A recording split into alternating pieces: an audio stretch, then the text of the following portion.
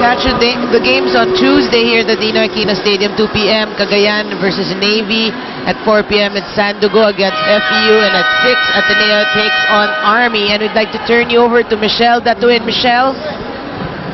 Hi, according to Coach Parlina, Ateneo Lady Eagles, na kahit daw mas experienced at mature ng mga players ng FEU, lalong-lalo na yung mga guest players nila, nakita daw nilang advantage ay ang endurance and skills ng kanyang mga players.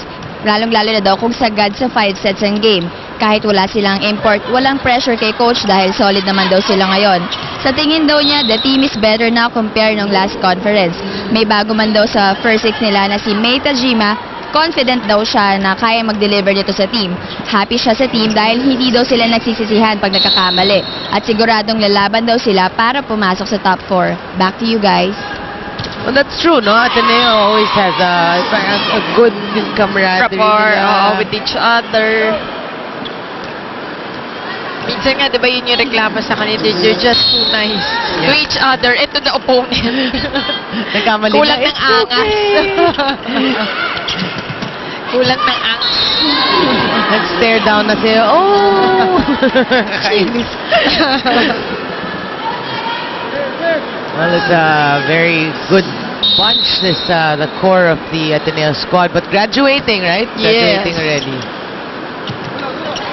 Ella De Jesus on top of things as she gets that point. FEU surging ahead, 11-8.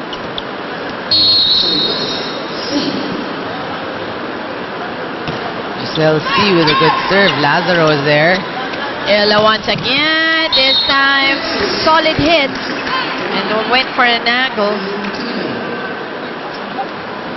Imagine mo, youth ng badminton, Philippine badminton. Yes, really?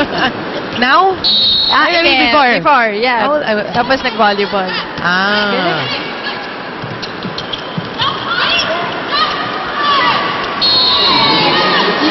Well, they'll take it, FEU. I know it wasn't planned, but they'll take it.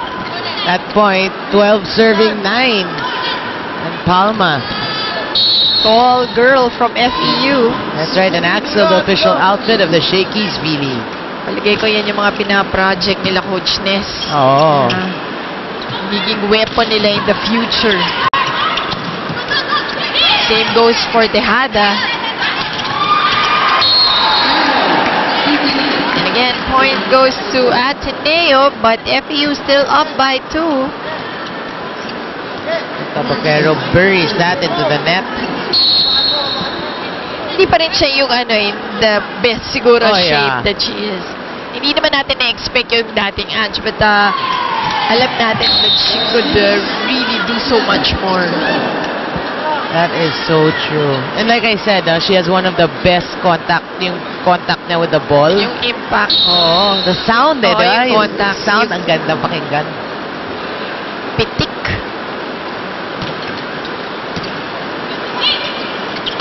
Eulalio. Parang ganun, di ba?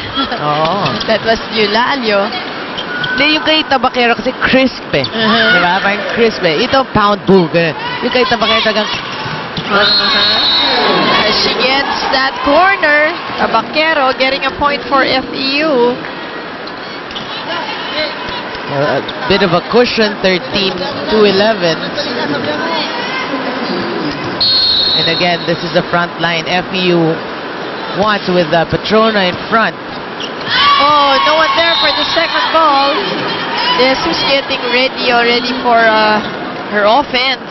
Yeah, that's right. But again, hindi naman sila nagsisisihan. Oh, so okay lang. Mataas naman yun.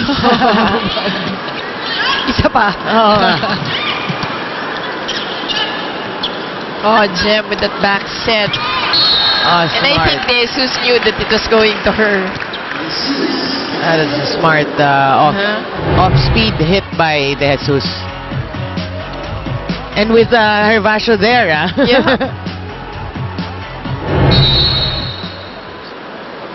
De Jesus, good serve. Oh, Gretchen. Oh. Easy does it. Yeah, where nobody was home. Pahihirapan buhay ko. Dito na, may buta. 13-14, De Jesus. Now again, for those who just joined us, this is a game between Ateneo and FEU. Ateneo winning the first 2 sets, and this is the 3rd set. Oh, Patrona quick for that ball. Oh, pati sa depensa, si Iris Patrona.